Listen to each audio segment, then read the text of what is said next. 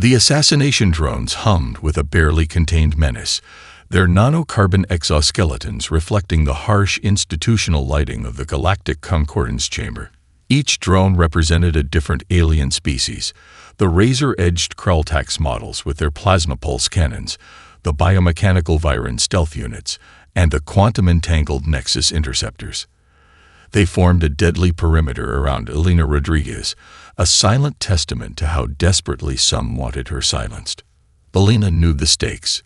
Her fingers brushed against the quantum-encrypted data module hidden within the seam of her tailored graphene suit, a device that contained enough information to rewrite the understood history of galactic civilization. Behind her, a holographic timeline flickered with classified incidents, redacted reports, and impossible anomalies that defied everything the Concordance believed about technological and cultural evolution. The chamber itself was a monument to alien bureaucratic excess. Constructed from neutronium-reinforced alloys and quantum-stabilized crystal matrices, it could withstand the atmospheric pressures of gas giants and the direct nuclear detonations of small stars.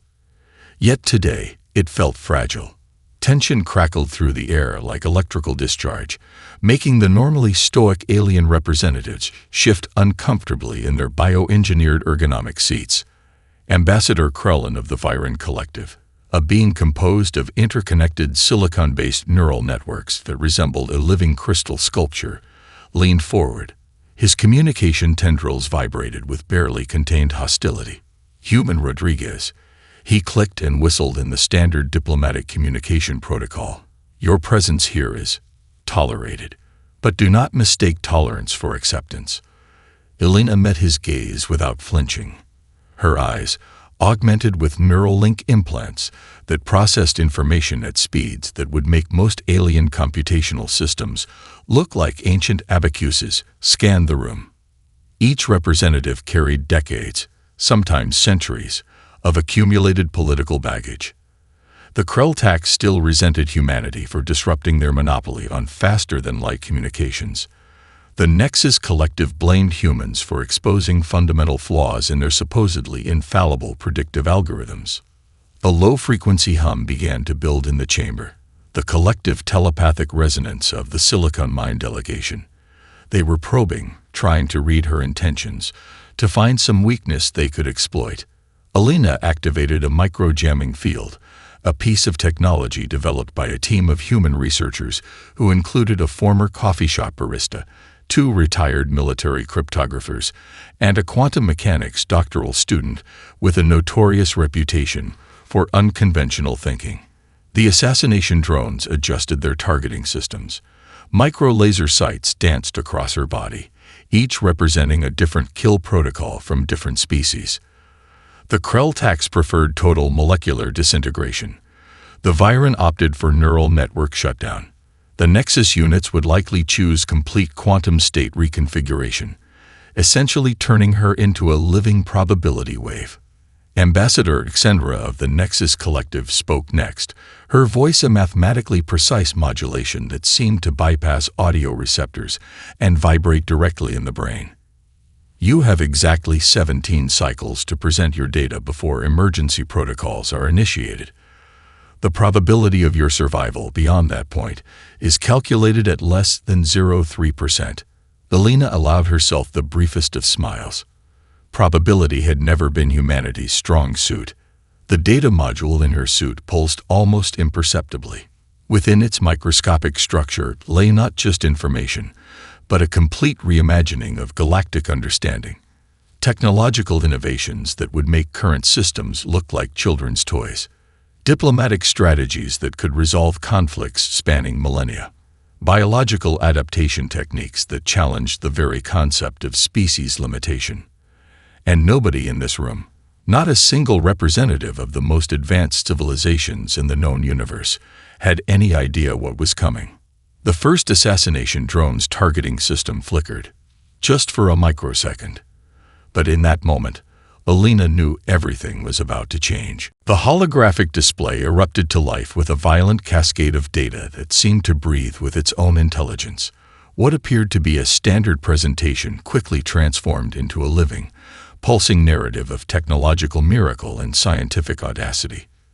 Dr. Marcus Chen's face appeared first, a researcher who looked more like a sleep-deprived street musician than a genius who had just rewritten the fundamental understanding of quantum mechanics.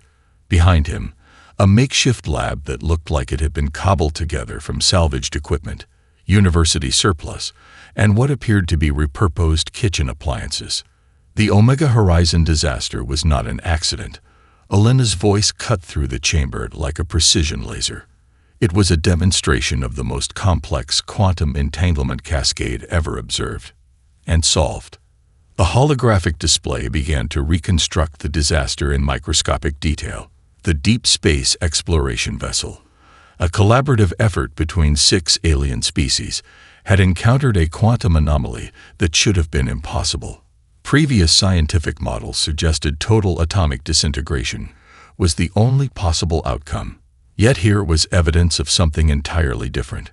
Marcus Chen's recording continued, his fingers dancing across multiple holographic interfaces simultaneously. We identify the cascade potential 17 hours before the incident. Traditional alien detection systems missed it completely. Why? Because they rely on linear predictive models. A series of complex mathematical equations began to flow across the display, shifting and morphing in real time.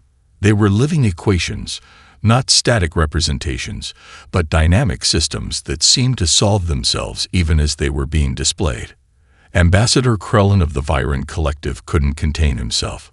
"This is impossible," he sputtered, his crystalline neural networks visibly destabilizing. "Our most advanced predictive systems are fundamentally limited," Elena interrupted, her tone clinical and devastating. "We didn't just predict the disaster. We developed a partial mitigation strategy that saved approximately 42% of the vessel's crew, using equipment that your most advanced civilizations would consider obsolete." The display shifted to show the research team. It was nothing like the sterile laboratories of alien scientific institutions.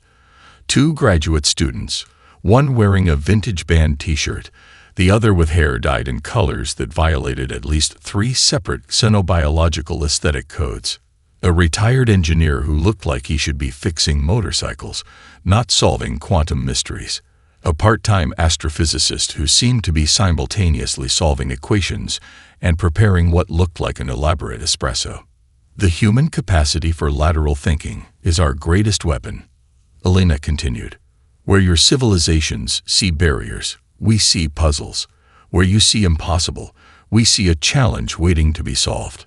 The quantum cascade representation began to pulse with an almost organic rhythm. It wasn't just a mathematical model. It was a living demonstration of human problem-solving. Each potential outcome didn't just branch. It twisted, merged, and reconfigured in ways that defied the established scientific understanding of probability. Marcus Chen's voice took on an almost poetic quality. "Quantum mechanics isn't just about observation. It's about conversation.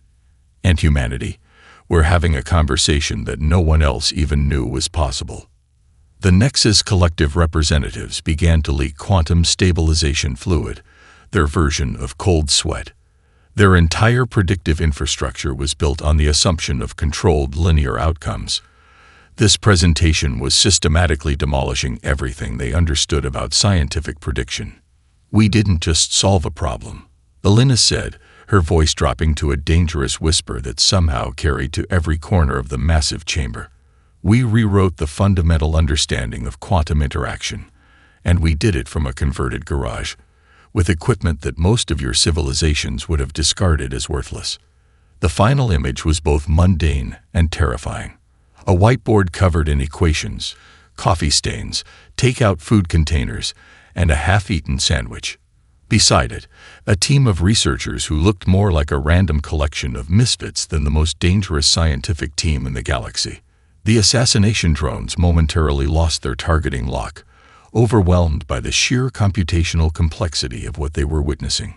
In that moment, the entire Galactic Concordance understood a fundamental truth. Humanity was not just another species. They were a force of nature. The chamber went silent as the first communication systems began to fail. It started with the Vex Collective's quantum encrypted network, a system so advanced it had been considered unhackable for 3 centuries. Holographic displays flickered, then erupted into a cascade of classified communications, personal messages, and deeply embarrassing strategic failures. Alina's fingers danced almost imperceptibly across a micro-interface embedded in her right sleeve. No one noticed the movement, except for the assassination drones, which suddenly began to realign their targeting systems in confused patterns. "Technological warfare is more than just breaking systems," she announced, her voice cutting through the growing chaos. "It's about understanding the fundamental vulnerabilities that every technological civilization tries to hide." A live feed appeared, showing the internal communication networks of the most powerful intelligence agencies in the galaxy. Layers of encryption peeled away like digital skin, revealing a landscape of secrets, manipulations, and carefully constructed illusions. Operative logs from the Krell-Tax Surveillance Directorate began streaming across the main display. Messages that were never meant to be seen. Diplomatic communications revealing generations of systematic manipulation. Strategic failures that had been buried so deep, even the highest-ranking officials believed they were myths. The Vex Collective Representative, a being composed of interconnected quantum processors that typically maintained perfect composure, began to vibrate with what could only be described as panic. How? The representative managed to articulate, its voice a modulated screech of digital distress. Alina's smile was razor-sharp. Innovation isn't about having the most advanced technology. It's about understanding the systems that exist and finding their inherent weaknesses. The hack was a masterpiece of human ingenuity. It hadn't just broken through security systems, it had rewritten the very understanding of cybersecurity. Each layer of defense was not just penetrated but systematically deconstructed, analyzed, and then turned inside out. A secondary display showed the team responsible.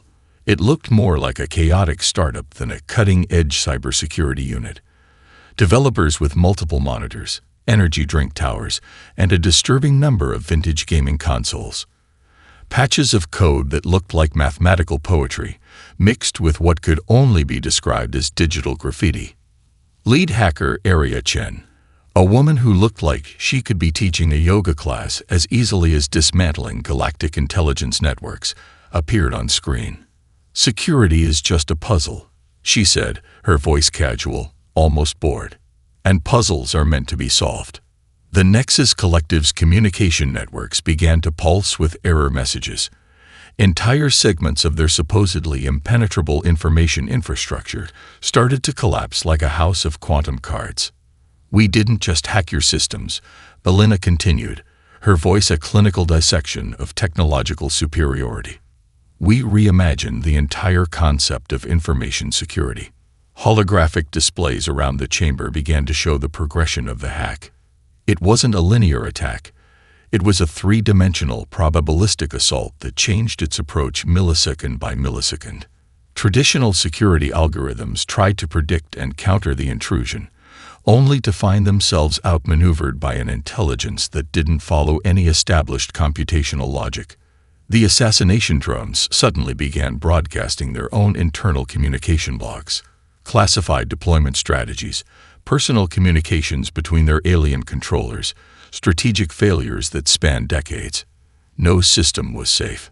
Ambassador Xendra of the Nexus Collective tried to initiate emergency communication protocols, only to find her own communication tendrils broadcasting her most private strategic assessments to the entire chamber. "Humanity's greatest weapon," Alina said, her voice dropping to a dangerous whisper, "is our ability to see systems not as they are, but as they could be." The hack was more than just a technological achievement. It was a philosophical statement.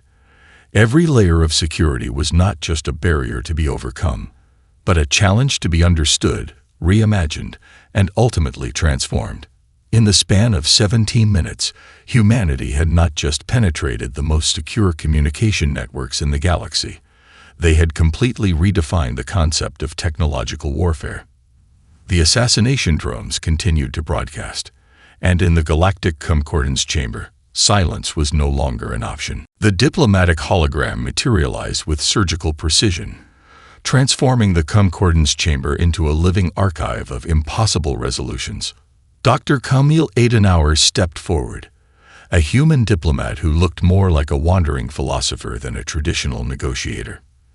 His presentation began with a conflict that had raged for over 7 centuries between the Silicon Collective and the Plasma Nexus, a territorial dispute so complex that entire academic disciplines had been devoted to studying its intractability.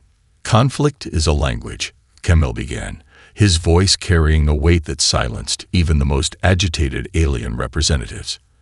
And like any language, it can be translated, understood, and ultimately resolved. The holographic display reconstructed the core of the centuries-old conflict: territorial claims, resource disputes, cultural misunderstandings, a labyrinth of grievances so dense that previous diplomatic efforts had been crushed under their own complexity. Entire civilizations had risen and fallen while this conflict smoldered.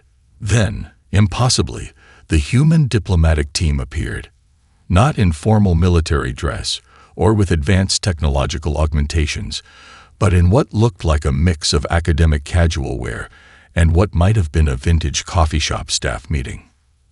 Dr. Rosa Martinez, an anthropologist with a background in conflict resolution and what appeared to be an extensive collection of vintage punk rock memorabilia, took the lead. Her team included a former community organizer, a retired quantum economist, and a linguist who had specialized in extinct communication systems. "We didn't solve the conflict," Rosa explained, her holographic image rotating to show multiple perspectives simultaneously. "We reimagined the fundamental assumptions that created the conflict." The display began to deconstruct the territorial dispute layer by layer. Traditional diplomatic approaches had always focused on rigid territorial claims and resource allocation. The human team did something entirely different. They began to treat the conflict as a complex adaptive system, rather than a zero-sum game. The Silicon Collective representative, a being of pure computational energy, started to leak quantum stabilization fluid. This was not the diplomatic resolution they had expected. Camille's voice became almost meditative. Diplomacy is not about winning. It's about creating new possibilities that didn't exist before the conversation began. The holographic reconstruction showed how the human team had approached the conflict. They didn't just negotiate boundaries. They reimagined the entire concept of territorial ownership. They introduced a dynamic resource sharing model that transformed the conflict into a collaborative opportunity. The most shocking element was the simplicity of the solution. Where previous diplomatic efforts had used millions of lines of legal code and complex computational models, the human team used what appeared to be a combination of game theory, cultural empathy, and what could only be described as creative problem-solving. "We identified 37 potential collaborative opportunities," Rosa continued, "that no one had considered because everyone was too focused on the conflict itself." The display showed the economic and cultural transformations that emerged from this single diplomatic intervention.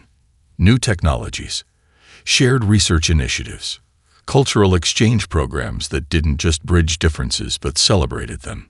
Ambassador Krellin of the Viren Collective couldn't contain himself. "This is impossible," he sputtered, his crystalline neural networks destabilizing. "Centuries of conflict, resolved by what?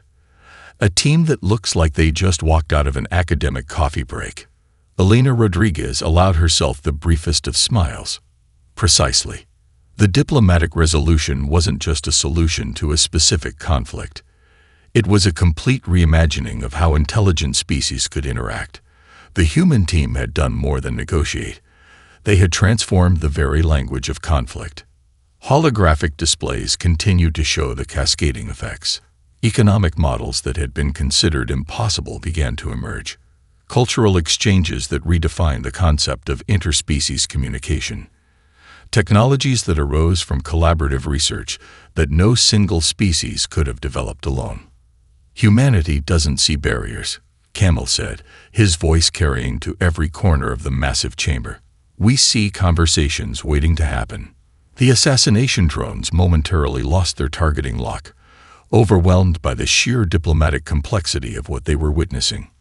In that moment, the entire Galactic Concordance understood a fundamental truth. Diplomacy was no longer about compromise. It was about creation. The biological analysis began with a volunteer who looked more like he just walked off a surfing beach than a scientific breakthrough candidate. Dr. James Reyes stood barely 6 feet tall, his body covered in a network of scars that told stories of survival most species would have considered impossible. The holographic display zoomed in, revealing a physiological complexity that made the most advanced alien medical systems look like primitive sketches. Survival is not just about endurance, Elena announced, her voice cutting through the chamber like a precision laser. It's about adaptation at a fundamental level most species cannot comprehend. The display began to deconstruct James's biological history. A childhood spent in 3 different extreme environments. Survival of conditions that would have killed most alien species 100 times over. Exposure to radiation levels, atmospheric pressures, and biochemical challenges that defied every known xenobiological model. A live demonstration began. James was placed in a series of environmental chambers that would have been fatal to 99.999% of known sentient life forms.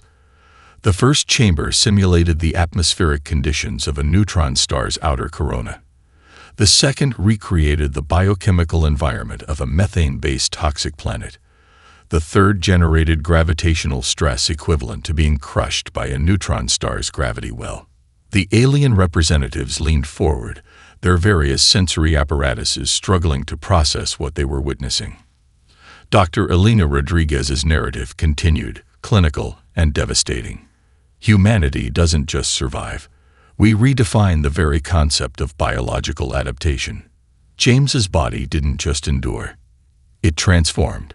Cellular structures realigned in real time. Neural networks reconfigured themselves. Metabolic processes adapted with a speed and complexity that broke every known biological model. The Viren Collective's chief xenobiologist, a being composed of interconnected biological computational nodes, began to leak stabilization fluid. This was not just survival. This was something entirely different. Our researchers identify 47 distinct biological adaptation mechanisms, Elena continued, that do not exist in any other known sentient species. The holographic display began to show a comprehensive breakdown of human biological resilience. Genetic markers that could reconfigure themselves in response to environmental stress. Neural networks that could literally rewire themselves in real time. Metabolic processes that could shift between multiple energy consumption models faster than most species could process a single thought. A secondary display showed the research team. It looked more like a chaotic mix of a medical research facility and a rock-climbing gym. Researchers with diverse backgrounds, a former marine biologist, a quantum geneticist who seemed to be simultaneously solving complex equations and preparing an elaborate espresso, a computational biologist with more tattoos than most alien species had sensory appendages. Dr. Maya Chen, the lead researcher, appeared on screen. Her voice was casual, almost bored. "Biology isn't a fixed state," she said. "It's a conversation. And humanity, we're having a conversation that no one else even knew was possible." The chambers continued their demonstration. James's body wasn't just surviving. It was engaging with impossible environmental conditions, as if they were merely interesting puzzles to be solved. Ambassador Xenra of the Nexus Collective tried to initiate a biological analysis protocol, only to find their most advanced scanning systems overwhelmed by the sheer complexity of what they were witnessing. "We didn't just adapt to our environment," Elena said, her voice dropping to a dangerous whisper. "We became a living response to every challenge our species has ever faced." The final demonstration was both mundane and terrifying. A simple blood sample that continued to reconfigure itself even after being removed from the body. Cellular structures that could shift between multiple states faster than most species could process a single thought. The assassination drones momentarily lost their targeting lock, overwhelmed by the biological complexity they were analyzing. Humanity is not just a species, Alina concluded, her voice carrying to every corner of the massive chamber. We are a living, breathing demonstration of what adaptation truly means. In that moment, the entire Galactic Concordance understood a fundamental truth. Biological limitation was just another puzzle waiting to be solved. The chamber went silent as Alina Rodriguez began to systematically dismantle the very foundations of galactic civilization. Holographic displays erupted with a cascading timeline of technological suppression, cultural manipulation, and systematic limitations that had been imposed by the Galactic Concordance for millennia. Each revelation was a surgical strike against the established order. Your systems are not protection. Alina's voice cut through the tension. They are a cage. The first layer exposed was the technological suppression protocol. For centuries, the Concordance had maintained a complex network of regulations that effectively stunted technological development for emerging species. Entire technological branches were prohibited. Innovation pathways were carefully controlled, redirected, and often completely blocked. Humanity's timeline appeared, a chaotic, almost violent progression of technological development that had somehow emerged despite every attempt to constrain it. Where other species had been methodically limited, humans had turned restriction into rocket fuel for innovation. Dr. Aisha Nakamura appeared on the display, a researcher who looked more like a street artist than a technological revolutionary. Behind her, a laboratory that seemed to be equal parts cutting-edge research facility and organized chaos. Vintage computing equipment mixed with quantum processors. Handwritten equations covered walls alongside what appeared to be elaborate street art. Limitations are just unwritten invitations. Aisha's recorded message played. Every no is just the first draft of a better solution. The Krell-Tax Technological Suppression Directorate's most classified documents began to stream across the display. Generations of carefully constructed barriers. Technological choke points designed to prevent any species from developing capabilities that might challenge the existing power structures. Humanity had not just bypassed these barriers. They had transformed them into launching platforms for unprecedented innovation. A comprehensive analysis showed how human researchers had developed technologies in completely unexpected ways. Quantum computing solutions developed using principles borrowed from biological neural networks. Energy generation technologies that emerged from studying natural ecosystems. Communication systems inspired by everything from ant colony behaviors to jazz musical improvisation. Ambassador Krellin of the Viren Collective couldn't contain himself. "This is impossible," he sputtered, his crystalline neural networks visibly destabilizing. "No species can develop this rapidly, this unpredictably." Alina's smile was a weapon unto itself. Precisely. The display began to show the true depth of human innovation. Technologies that didn't just solve existing problems but completely redefined the concept of problem solving. Communication systems that could adapt faster than most species could comprehend a single message. Energy generation methods that turned fundamental limitations into renewable resources. A secondary display showed the human research teams. They looked nothing like the sterile research facilities of other species. Diverse groups of researchers who seemed to come from every possible background. A quantum physicist working alongside a former street musician. A biochemist collaborating with a marine biologist, and a performance artist. "We don't see boundaries," Alina continued, her voice a clinical dissection of technological suppression. "We see opportunities waiting to be discovered." The Nexus Collective's technological containment protocols began to collapse in real time. Entire systems of control that had existed for millennia were being systematically deconstructed, not through brute force, but through a fundamental reimagining of technological possibility. Holographic displays continue to show the cascading effects. Technologies that had been considered impossible were now not just feasible, but already in various stages of development. Communication systems that could adapt faster than most species could process information. Energy generation methods that turned fundamental physical limitations into renewable resources. The assassination drones began to recalibrate their systems, overwhelmed by the technological complexity they were witnessing. Dr. Marcus Chen, who had appeared in earlier presentations, made a final, chilling observation.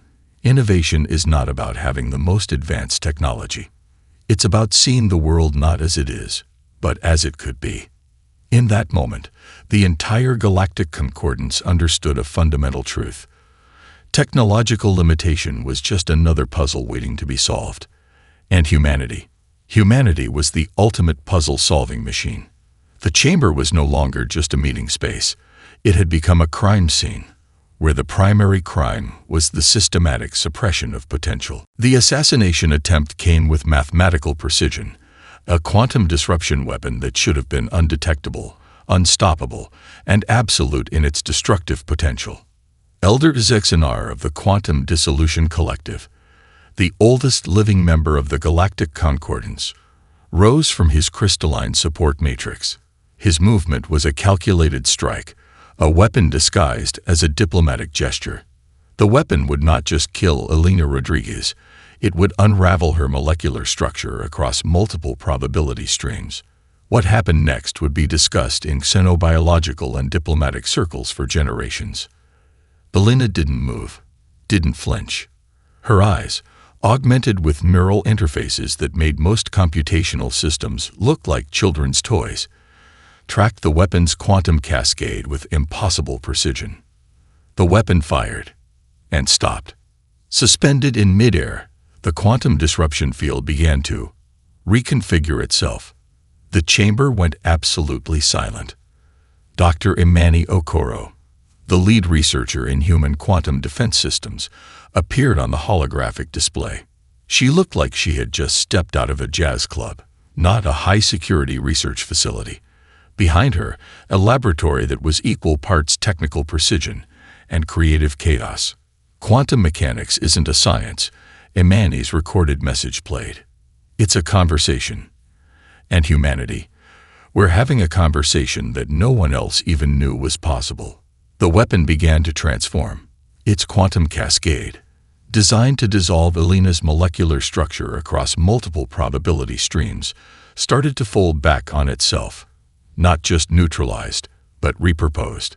The destructive potential was being rewritten in real time, turning a weapon of absolute destruction into something else entirely. Elder Zexanar's crystalline neural networks began to destabilize. This was not how assassination attempts were supposed to proceed. Elena's voice cut through the tension. Survival is not about defense. It's about understanding. The holographic displays began to show the full complexity of what was happening. The quantum weapon wasn't just being stopped. It was being studied, understood, and ultimately transformed. Its fundamental quantum structure was being rewritten faster than most species could process a single thought. The Nexus Collective's most advanced quantum analysis systems began to overload. They were witnessing something that defied every established model of quantum interaction. Ambassador Krellin of the Viren Collective tried to initiate emergency protocols, only to find his communication systems suddenly broadcasting his most private strategic assessments to the entire chamber. The weapon continued to transform. What had been a precise instrument of molecular destruction was now becoming something else entirely. A communication device, a research tool, a bridge between quantum states that should have been impossible. Dr. Rosa Martinez, a quantum anthropologist whose research team looked more like a community theater troupe than a high-security research unit, appeared on a secondary display. Every weapon, she said, her voice casual, almost bored, is just an unfinished conversation. The assassination attempt became a live demonstration of human adaptability. Not just survival, but a fundamental reimagining of the concept of threat and response. Elder Zexanar's quantum support matrix began to leak stabilization fluid. This was not how the universe was supposed to work. Elena Rodriguez stood perfectly still, her eyes tracking the transformed quantum weapon with a precision that suggested she was reading its entire molecular history. "We don't just survive," she said, her voice carrying to every corner of the massive chamber. "We engage." The weapon, now completely transformed, began to emit a series of quantum signatures that were simultaneously a communication protocol, a research instrument, and something that defied existing scientific classification. The assassination drones momentarily lost their targeting lock, overwhelmed by the quantum complexity they were witnessing. In that moment, the entire galactic concordance understood a fundamental truth. An attack was just an invitation to a different kind of conversation. The chamber was no longer just a diplomatic space. It had become a crime scene, where the primary crime was the assumption that humanity could be controlled. The final moments of Elena Rodriguez's presentation were not a conclusion. They were an invitation. Holographic displays erupted across the galactic concordance chamber, showing collaborative projects that were already rewriting the fundamental understanding of existence. These were not proposals or theoretical models. They were living, breathing demonstrations of what humanity could accomplish when truly unleashed. "We are not asking for a place at the table." Elena's voice cut through the tension like a quantum laser. "We are redesigning the entire concept of the table." The displays showed projects that defied every established scientific, diplomatic, and cultural paradigm. Ecological restoration systems developed for toxic planets that could transform entire ecosystems within decades.